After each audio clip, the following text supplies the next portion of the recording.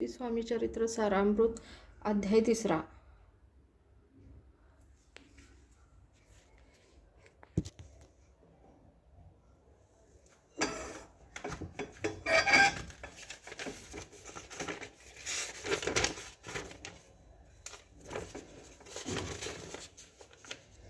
श्री स्वामी समर्थ. श्री गणेशाय नमः. धन्य धन्य ते या जगती स्वामी चरणी ज्यांची भक्ती त्यासी नाही पुनरावृत्ती. पद पावती कैवल्य गता द्याही कथा सुंदर. स्वामींनी निवेदले स्वचरित्र आणि बाबा दिगंबर त्यांचे वृत्त निवेदले. निर्विकार स्वामी मूर्ती लोका चमत्कार दाविती. काही वर्षे करुणी वस्ती मंगळवेढे सोडूनी मोहोळा माझी वास्तव्य करीत आप्पा टोळ झाले भक्त. तेथीचे साकल्य वृत्त अल्पमती केवी वर्णू. स्वामी चरित्राचे हे सार म्हणून केला नाही विस्तार. वर्णिता कथा सामग्र ग्रंथ पसरे उधधी सम. सर्व घेऊनी स्वामीसी टोळ जाती अक्कलकोटासी. अर्धमार्गावरून टोळासी मागे परतणे भाग पडे. टोळे आज्ञा पिल्ले सेवका जोवरी आम्ही येऊ का तोवरी स्वामीसी सोडू नका. येथेच मुक्काम करावा. टोळ गोलिया परतोनी स्वामी चालले उठोनी. बहुत वर्जिले सेवकांनी परिणाच मानिले त्या. तेथोनी या निघाले अक्कलकोटाप्रती आले.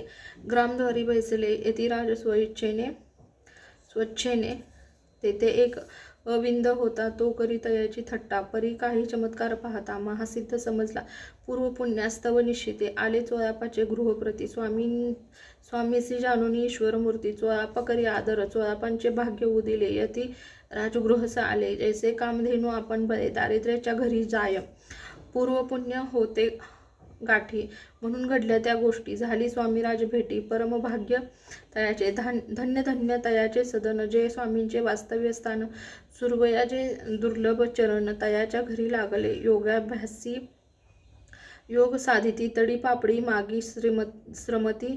निराहार किती राहती. मौन धरिती किती एक. एक चरणी उभे राहून सदा विलोकिती गगन. एक गिरिगौहरी बैसून तपश्चर्या करिता ती. एक पंचग्नी साधन करीती. एक पवनाते भक्षिती. कित्येक संन्यासी होती संसार अवघा सांडोनी. एक करीती कीर्तन. एक मांडिती पूजन. एक करीती होम हवन. एक षटकर्मे आचरिती. एक लोका उपदेशिती.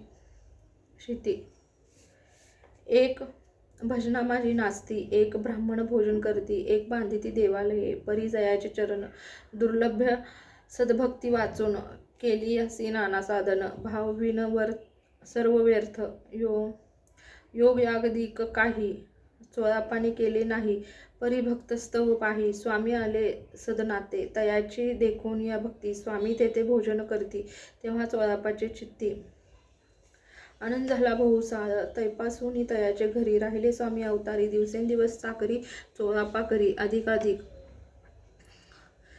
तेव्हा राज्यपदाधिकारी मालोजी राजे गादीवरी. दक्ष असोनी कारभारी. परमज्ञानी असतीचे अक्कलकोटाची प्रख्याती. तेव्हा काही विशेष नव्हती.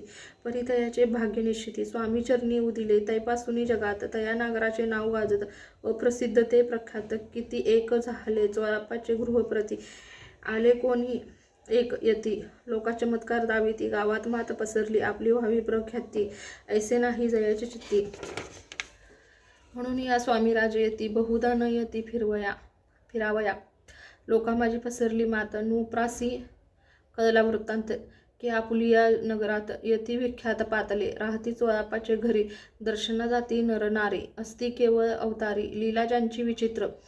वार्ता ऐसी ऐकोनी. राव बोलला काय वाणी. गावात यती येऊनी. फार दिवस झाले परी आम्हा श्रुत पाही. आजवरी झाले नाही आता जाऊनी लवलाही. भेटू तया यतीवर्या. परी ते केवळ अंतर्ज्ञानी. ऐसी वार्ता ऐकली कानी. हे सत्य यतई येऊनी. आताच देती दर्शना. राव मुखातून वाणी निघाली. तोची यतीमूर्ती पुढे ठेली. सकल सभा चकित झाली. मती गुंगली रायाची. सिंहासनाखाली उतरवणी. राव घाली लोटांगण. प्रेमाश्रूंनी भरले नयन. कंठ झाला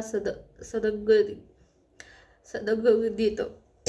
दृढ घातली मिठी चरणी, चरण धुतले नेत्राश्रुणी, मग तया हस्तकी धरुणी, आसनावरी बैसविले, खूप पटली अंतरी, स्वामी केवळ अवतारी, अभक्ती पळवणी गेली दुरी, चरणी भक्ती जोडली ते, सकळ सभा आनंदली, समस्ती पाऊले वंदिले, षडशोपचारे पूजिली, स्वामी मूर्ती निरूप राय, निराकार आणि निर्गुण, भक्तासाठी झाले सगुण, तयाच्या पादुका शिरी धरून, विष्णुनाचे ब्रह्मानंदे.